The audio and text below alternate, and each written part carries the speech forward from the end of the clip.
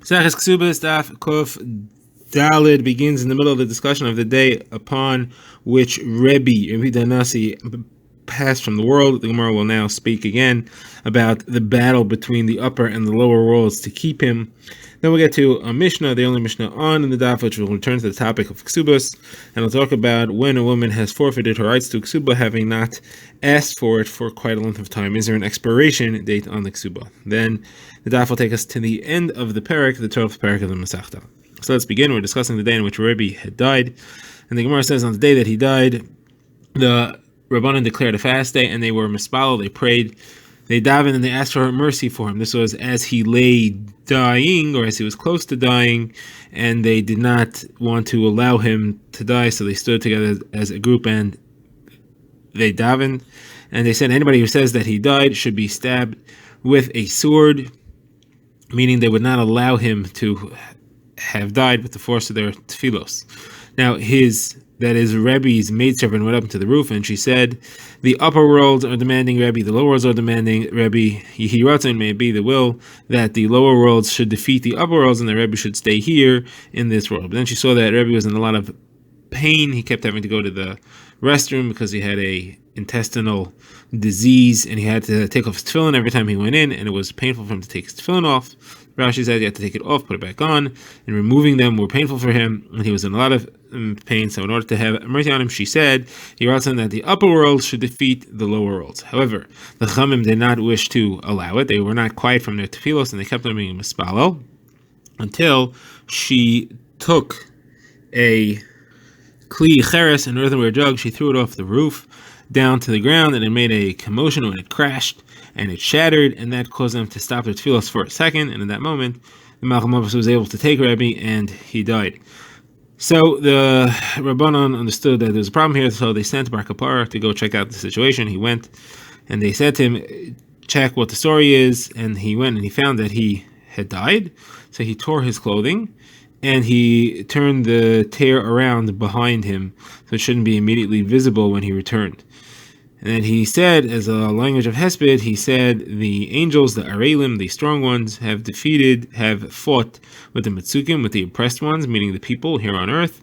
They were both holding on to the Aron HaKodesh, and the Arelim, the Malachim, have defeated the Metzukim, and the angels have defeated the humans, and they have captured the Aron HaKodesh, they've captured Rebbe.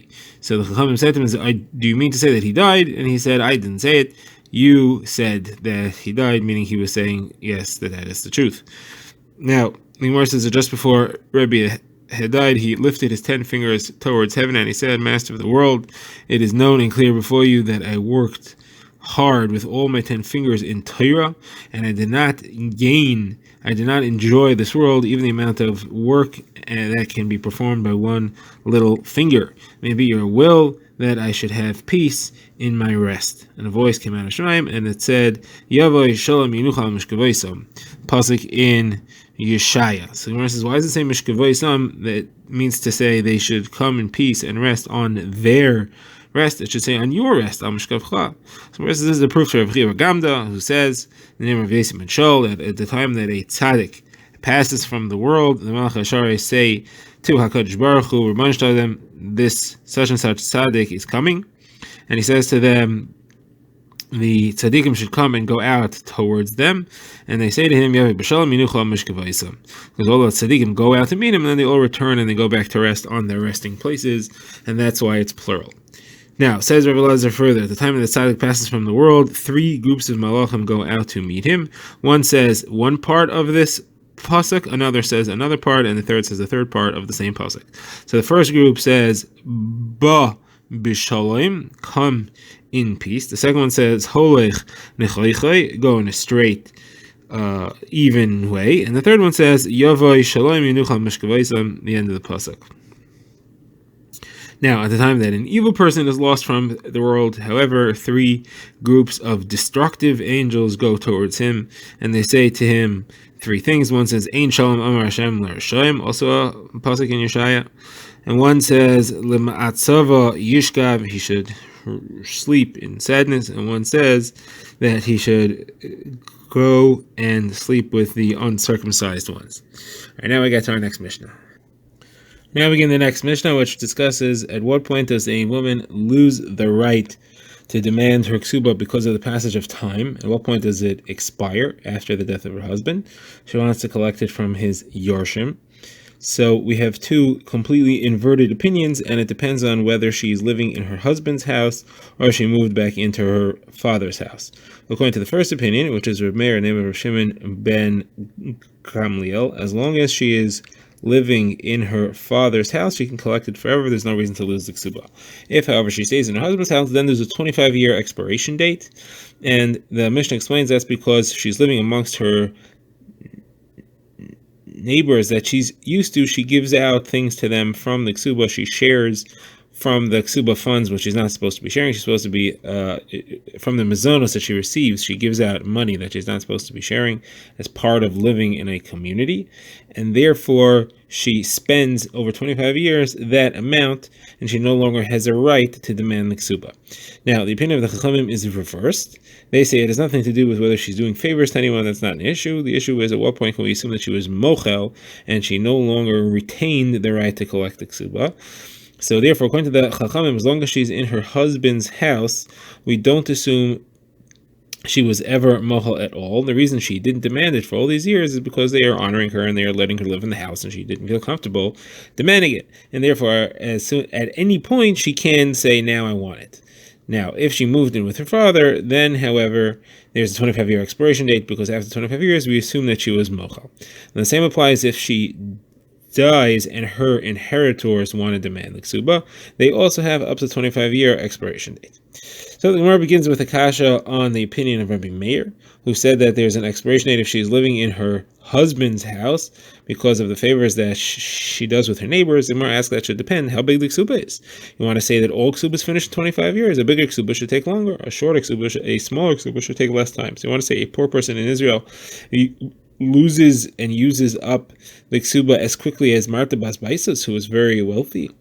So Gemara says yes, because the richer people do more favors. They are more free with the money that they have, and therefore they'll use it up at the same rate. It's a larger amount, but it gets used up faster. Says the Gemara, what about part of the way to 25 years? According to this, that they're giving it away bit by bit. So if they're halfway there, they should give away half of it. We should prorate it according to the percentage of time that passed.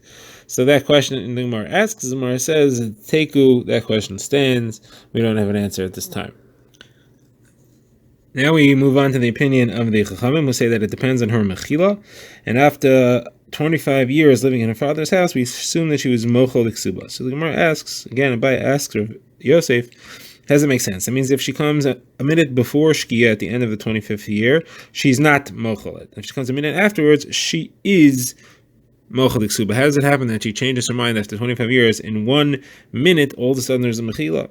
How does that make any sense? So the Gemara answers, well, Chazal always have to give a shear, they have to give a defining line for everything, and therefore you find that you have to draw the line somewhere. And there are many halachas where you draw the line somewhere, whether or not it's practical. Such as, for example, you find that water for tevila in a mikveh should be 40 sa, which is the amount of water that the average person can fit into in one shot. Now, the number that's given is 40 sa. 1 drop less is no good. 1 drop more is good, even though 1 drop doesn't practically make a difference in that regard. Now, says the Gemara that Rabbi Yehuda said in the name of Rav, that Rabbi Shmuel ben Rabbi Yossi said in front of Rebbe, in the name of his father, that this is all referring to where she doesn't have the shtar ksuba. But if she has the shtar ksuba, then there's no mechila. Now, Rabbi Eliezer disagrees, and he says even if you have the shtar ksuba, there is a mechila after 25 years. So you have a mechlokas between Rebbe and Rabbi Eliezer. If she has the shtar ksuba with her, is there a mechila after 25 years, or do you say since she's still holding the shtar, obviously she wasn't mochel, if she would have been mochel, she would have returned the shtar. So the Gemara says we have a couple of proofs on the subject. First of all, Rav Sheshes brings one. We have a brisa that says that a balchov, somebody who lent money and therefore he's owed it, he's allowed to collect shaloi behaskara, which the Gemara explains is if he did not say anything, he did not ask for it, for 25 years, he still retains the right to collect. There's no expiration date on the chov that he is owed. So now the Gemara asks, what's the case here? Does he have a shtar or not? So obviously he has the shtar, because if he doesn't have the shtar, how does he even prove that he's owed the money in the first place? So he's obviously holding the shtar, and it doesn't expire. Now that's only for the Baal Chov, because the Baal Chov is never going to be mochel. Why should be a mechila there? But an almana who has a reason to be mochel to her husband's family, so there it would be logical to say that there is mechila there, and he should not be able to collect after 25 years. So that's even if she's holding, specifically if she's holding that, even if she's holding the shtar, she should not be able to collect after 25 years. So the Gemara says that the same one, Rav Sheshes, who asked this, Raya answered it, and he said, really, we could be referring to where he's not holding the shtar. And that's the reason why it's only a Baal Chov, because if the woman was not holding the shtar, then you would assume that there was a mechila there. However, even though he's not holding the shtar, the Baal Chov still has a way of establishing that the loan exists, and that's because the other person admits it. He admits that he borrowed the money and he never paid it back. He's just saying, hey, it's been 25 years. Why are you waking up now? Gemara asks, as a follow-up to this, we have another brisa that says that a gerusha, a divorced woman, has the same halacha as a Baal Chov, one who's holding a loan. So that means that the same halacha applies, that she should be able to collect even after 25 years. Again, it has to be that she has the shtar ksuba, because otherwise she can't collect without the ksuba. So why is it only the grusha and not the almana? Obviously the difference is that the grusha, we don't say she's going to be mochel the ksuba. Why should she? She was divorced. With the almana, we would say that she is mochel the ksuba. So the Gemara again says it's not a problem. We're talking about where there is no shtar ksuba, but she is mochel, but he is moda again. He admits, everybody admits that the ksuba was not paid yet. Now, as far as the halacha, the Gemara quotes Rav Nachman bar Yitzchak, quotes a brisa from Rav Yehuda bar Kaza of the yeshiva of Bei bar Kaza. It says if she demands her ksuba, first of all, the halacha is that the 25-year count starts again from any time she asks for the ksuba. And second of all, if she has the shtar ksuba, then she can collect forever. There is no expiration date as long as she's holding onto the shtar ksuba. Now, Rav Nachman bar Chizda sent a message to Rav Nachman bar Yaakov. Our Rebbe showed to teach us what is the machlokas exactly. Is it in the case where there is a shtar ksuba, or is it in the case where there's no shtar ksuba? What case is the machlokas about, and also who is the halacha like? So he answered him. He said, when there is no shtar ksuba, that is where there's a machlokas. But if she has a shtar ksuba, then there is no machlokas. The halacha is clear that she can collect forever. There is no expiration date. As far as the halacha is like the chachamim.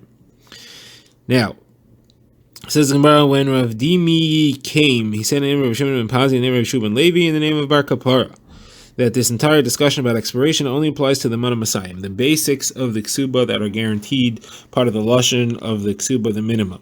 But anything extra that's promised in the ksuba that she gets, there's no expiration date, even if the rest of it, even if the main part of the ksuba expires. Now, Rabbi Avo, and then Rabbi Yochanan argues and he says, even the extra expires. The machokas is the extra considered to be a ksuba payment, or is an extra gift that is promised to her and just recorded in the shtar ksuba?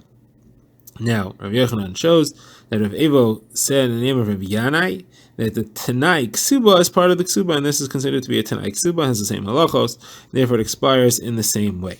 And the Marcos also that Rav Abba said in the name of Rav Huna in the name of Rav that we only sense expiration in the Mono Masayim, the basics of the Ksuba, but the extra does not expire. And Rav Abba said to Rav Huna in the name of Rav, Rav Abba said to Rav Huna, Rav said that, an exclamation, and he said, what do you mean when you're exclaiming? You're exclaiming because you don't think so, and you want to quiet us down to stop saying it? You're exclaiming because you're excited that we said that, and you want to give us a drink because you're so happy to have learned that halacha. The Gemara now brings the lengthy incident which takes us to the end of the parak, discussing a case that occurred with this shaila at the root of it. So the Gemara says that the mother-in-law of Reb Chia Aricha was also his brother-in-law. That is, she had a daughter from an early marriage that was married to Reb Chia Aricha. At the same time, her husband was Reb Chia Aricha's brother. So when her husband died, he didn't have children to inherit him, so Reb Chia Aricha inherited him. So it came out that Reb Chia Aricha was inheriting his brother, and he had to support his mother-in-law, who was the widow of his brother. So he supported her for 25 years while she lived in her father's house. She had moved out and she had gone to her father's house. He supported her for 25 years. The end of 25 years, he said he stopped supporting her. So she came and she said, "Where's my support?" So she said, "You don't get support anymore." He said, "You don't get support anymore." So she said, "Okay, so then give you my ksuba." So he said, "You don't get a ksuba either. 25 years went by. You were living in your father's house. You didn't ask for the ksuba. You lost your right to ask for the ksuba, like we saw the halacha, like the chachamim in the Mishnah." So the Gemara says she went to Rabbi Bar Shila. And she said, she demanded, she took him to court in front of Rabbi Bar Shila, and she demanded either mizonos or ksuba. So Rabbi Bar Shila said, "Tell me now exactly the whole story, what happened." So he said, "I supported her for 25 years in father's house. On your life, I put food on my shoulder and I schlepped it to where she was. I went out of my way and I brought it to her every day for 25 years. So he said, Rabbi Bar Shila said, "If so, then I paskin that you have to give her ksuba or mizonos." And she was not the malchal ksuba. What is the reason that the chachamim say that while the almada is living in her husband's house, she doesn't lose her ksuba even after 25 years? Is because there's a very good explanation why she didn't ask for it, because she was embarrassed because of all the honor that she was receiving from the Yisomim, from the Yoshim. She was embarrassed to ask for the ksuba. Well, you were also giving her a lot of honor because you came and you brought her food yourself every day. So that's why she was embarrassed to ask for the ksuba. And therefore, she still has the right to ask for it. But Rabbi Chia did not accept his psak. He didn't listen, and he refused to give her either the mizonos or the ksuba. So she went back to Rabbi Bar Shila, and she asked for a shtar adrachasa. And adrachasa is a writ of seizure, which entitles her to go take property away from him. So she went to the Beis Din, and she had them start the process. The process is that they take the document, they identify a piece of land, and they hold a 30-day auction. They hold a 30-day period in which people can give a bid, and that period concluded, and they were ready to sell the land when Rabbi Chia, when running to Rava, came to Rava and he said, "Look at this psak that they paskin against me." So Rava said, "Let me hear the whole story." Listen to the story. And he said, "Okay, they paskin against you correctly. You deserve to lose your land." So the widow then came and she said, "So if you're paskening against him and you're passing that I'm right, so then not only do I want the land that I'm collecting from my ksuba, but I also want the fruits which grew on the land since the time that the shtar adrachasa was written. Because from the time that the document of seizure is written, I really am supposed to be owning this land now, and therefore anything that grows in the interim is really mine. So he has to give me not only the land but also the fruits that grew since I got the shtar adrachasa." So Rava said, "Show me your shtar adrachasa." So she showed it to him, and he said, "There's a mistake on the shtar adrachasa. It does not say which land you're going to collect. Part of the writ of seizure, the Beis Din has to write, and in this case it's Rabbi Bar Shila, has to write on it that he investigated and he identified a piece of land which was inherited by the inheritors from the dead husband, and that's the piece of land that she's going to collect, that she's going to seize." But he didn't write that, which means that every piece of land that was owned by Rabbi Chia was really ready to be seized, and it was meshubit to pay off this ksuba. But that's not true. Not every piece of land is meshubit to pay off the ksuba. And therefore, there's a mistaken shtar adrachasa. It's void, it's puzzle, and he can't use it, so he doesn't owe you the fruits from that time. So she said, "Okay, so then please give me the fruits from the time that the 30-day achraza ended, from the time that the 30-day auction, because we know that from that time it's like it belongs to me." So he said, "No, that's only true. You want to say ignore the adrachasa and just use that. The problem is you can't ignore the adrachasa, because if there would be no adrachasa, you'd be right. You could use, then you have the rights to the land from the time the auction ends. However, here the adrachasa is in existence and it's wrong. That's worse. And your achraza, your 30-day auction, is based on the adrachasa, and therefore the achraza is also puzzle, and you can't collect anything from the time that the achraza was completed." So she said, "But you're the one who holds that achayis tas to say for her. You're the one who holds that if somebody has the scribes write the ability to collect land that gets seized in repayment, that's a mistake. Meaning, when a person buys land and he loses it because the seller owed money to somebody, and that person comes and takes away the land from the buyer, it's automatic that shibud exists and that it has to be replaced. The seller has to replace the land. It's automatically, even if it's not written there. If somebody writes it, that's a mistake because you don't have to write it. So in this case also, the Shtar Chassid did not identify which piece of land is supposed to be seized. That doesn't have to be written. It's clear what the shibud's on. The shibud and the ksuba is automatically on the land, which is inherited from the dead husband. So it's clear what it's on. It doesn't have to be written. It's automatic. So why are you telling me that it has to be written? You hold that in a chayes does not have to be written. So Rava answered, that's only true if the achayis is understood that it goes on only the land which was inherited. However, in this case, Rabbi Bashila didn't write it because he thought that the halacha is that all of Chiyaricha's land are all meshubat to this ksuba because it's money that he owes you, and therefore any land that he owes you is meshubat to it. It's not correct. He's only the land which he inherited from your husband is meshubat to you, and therefore it's based on a mistake. And it's not true to say, oh, it didn't have to be written. It's automatic. It's automatic if he wouldn't have said anything, but he did write everything is meshubat because that's what he held. Now the reason why that's not true is because what can end up happening is that if he would be allowed to collect from anything, then if she would be allowed to collect from anything, what ends up happening is that she will work on one of the pieces of land, improving it and hoping to collect it. And in the meantime, her husband's land is going to end up being ruined because no one's taking care of it. And then the Yarshim will end up forcing her to take her husband's land because they can choose which land to give, and they'll end up giving the husband's land, and she's going to get messed over. If she gets messed over, she's going to complain, and people are going to say that the Beis Din didn't take care of her. So in order to prevent that from happening, it should be clear that the only land that she can collect and seize is the land which the Yarshim inherited from her dead husband. That ends the perek, and this ends our discussion for